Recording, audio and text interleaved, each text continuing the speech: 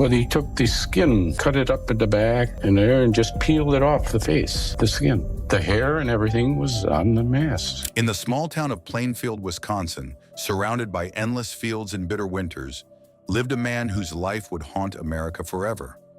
His name was Ed Gein, a quiet, awkward farmer who seemed harmless to everyone who passed by his creaking, lonely farmhouse.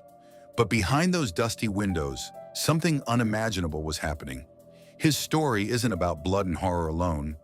It's about isolation, grief, and the fragile line between love and madness. What turned a mild-mannered man into one of the most disturbing figures in American history? To understand Ed Gein, we must walk through his world, the childhood that shaped him, the losses that broke him, the acts that shocked humanity, and the strange calm that defined his final years. 1. The Boy in the Shadows. Ed Gein was born in 1906, the second son of Augusta and George Gein. From the beginning, his life unfolded in silence and fear. His father drank to escape failure, while his mother built a fortress of religion around her children. She filled their days with sermons about sin, death, and eternal punishment. The small wooden farmhouse became both a home and a cage, one where Ed and his brother Henry learned that the world outside was poisoned by temptation. Augusta saw herself as the hand of God, and her word was law. She preached that all women, except herself, were instruments of the devil. Young Ed absorbed every word like scripture. He grew shy, withdrawn, and nervous around people, finding comfort only in his mother's approval. She was his teacher, his friend, and his only connection to love. At school, Ed was bullied for his quietness and strange expressions. He laughed at the wrong times, stared too long, and often seemed lost in his own head. Yet when he came home, he was his mother's devoted son. Every insult, every lonely lunch break, every smirk from classmates, he carried it all back to her, and she reminded him that the world was wicked, that he was chosen to remain pure.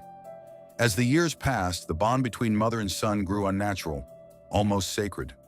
Ed didn't see her flaws. He saw holiness.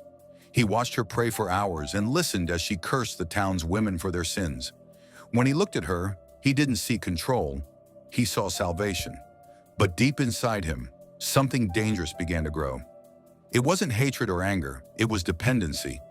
The kind that destroys a man when the person he loves most disappears. 2. The death that broke his mind. Ed's life began to unravel when his mother's voice started to fade. His father died in 1940, and Ed's older brother Henry followed 6 years later, found dead in a brush fire under strange circumstances. Some whispered that Ed had lured him there, unable to bear his criticism of their mother. The truth was never proven, but something in Ed changed after Henry's death. He had lost the only witness to his strange devotion. In 1945, Augusta suffered a stroke. Ed cared for her with the tenderness of a son and the desperation of a man losing his only anchor. When she finally died that winter, Ed's world collapsed completely. The farmhouse, once filled with her sermons and scolding, fell silent. He locked her bedroom, sealed it from dust, and left it untouched, a shrine to the only woman he ever loved. For the first time in his life, Ed was alone. He tried to interact with people in town, working odd jobs and repairing things for neighbors. But his mind drifted back to the house. He began reading magazines about anatomy, Nazi experiments, and stories of death. They fascinated him not because of cruelty, but because they hinted at a way to bring something or someone back. Every creak in that house reminded him of her voice. Every shadow whispered her name. Loneliness turned into obsession. The boundary between love and loss began to blur, and he started visiting graveyards at night. He said later that he looked for bodies resembling his mother, women who could fill the silence she left behind. It wasn't murder at first. It was longing twisted into something unspeakable. He wasn't trying to harm the dead. He was trying to hold on to love. But in doing so, he crossed a line that would forever separate him from the living. 3. The House of Nightmares. Plainfield was a quiet town, where neighbors trusted each other and doors were left unlocked. No one imagined that behind the peeling walls of Ed Gein's farmhouse lay a secret so horrific it would shake the nation. The house looked ordinary from the outside, cluttered, dusty, isolated by endless fields. But inside it had become a museum of death. When police entered the house on a cold night in November 1957, they expected to question Ed about a missing store owner named Bernice Worden. What they discovered instead made seasoned officers fall to their knees. Lampshades made of human skin, skulls turned into bowls, a belt crafted from human flesh, a face carefully preserved, hanging like a mask on the wall. The kitchen table was surrounded by furniture made from remains. The stench of decay lingered in the air, mixed with the faint smell of old tobacco and oil. Ed confessed quietly, almost politely. He admitted that he had dug up graves, taken parts of bodies, and even killed 2 women. He described it not with pride, but with a strange calmness, as if he were describing chores on the farm.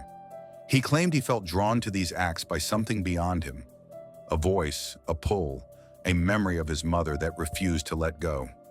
In his twisted mind, he wasn't creating horror. He was rebuilding love.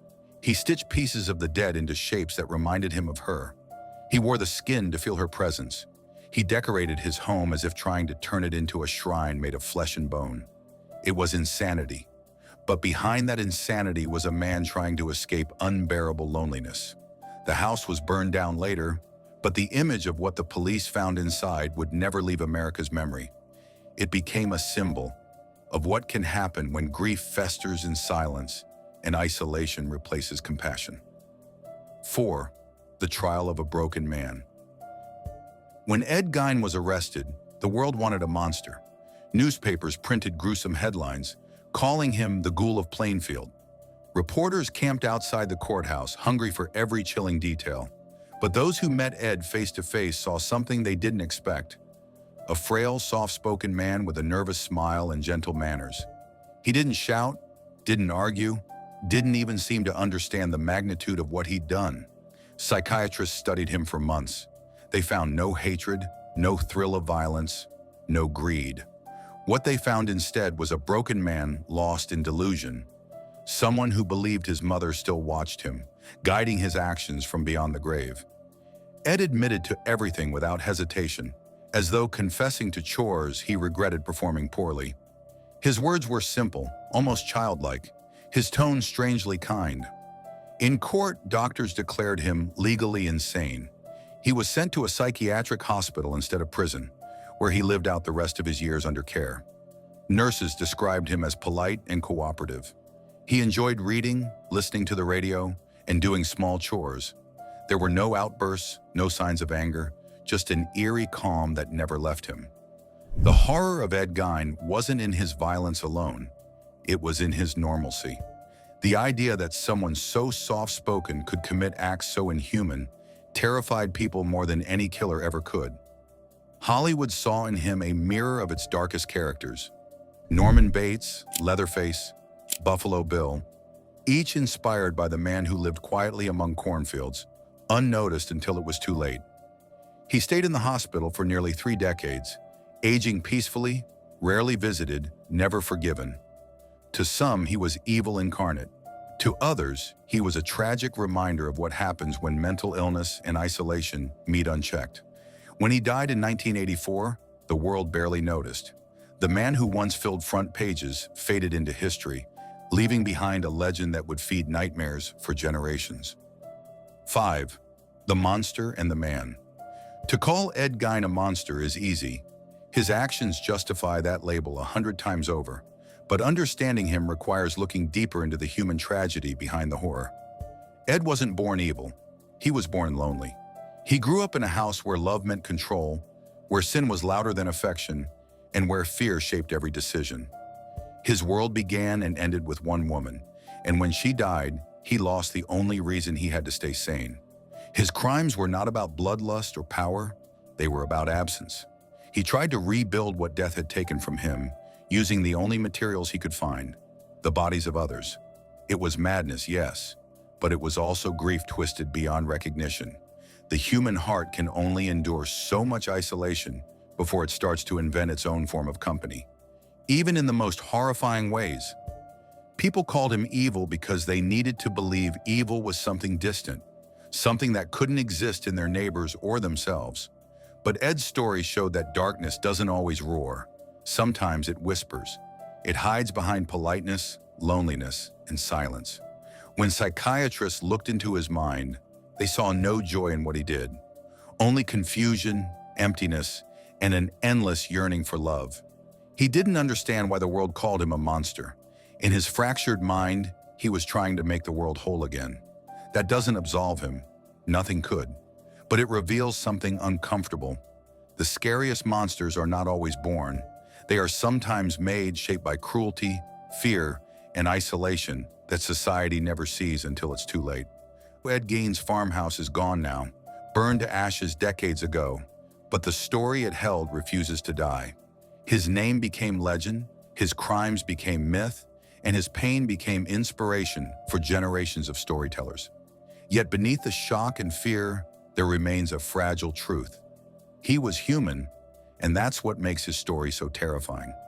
If this story made you think, if it made you feel something deeper than fear, then don't forget to like, share, and subscribe. It helps us keep exploring the stories that remind us what it truly means to be human, even in the darkest corners of our history. He reminds us how the human mind can twist love into obsession, how silence can breed monsters, and how loneliness can turn a heart into a grave. Ed Gein didn't just change horror movies, he changed the way we see human darkness. Because his story is not about a man who loved death, it's about a man who could never live without love.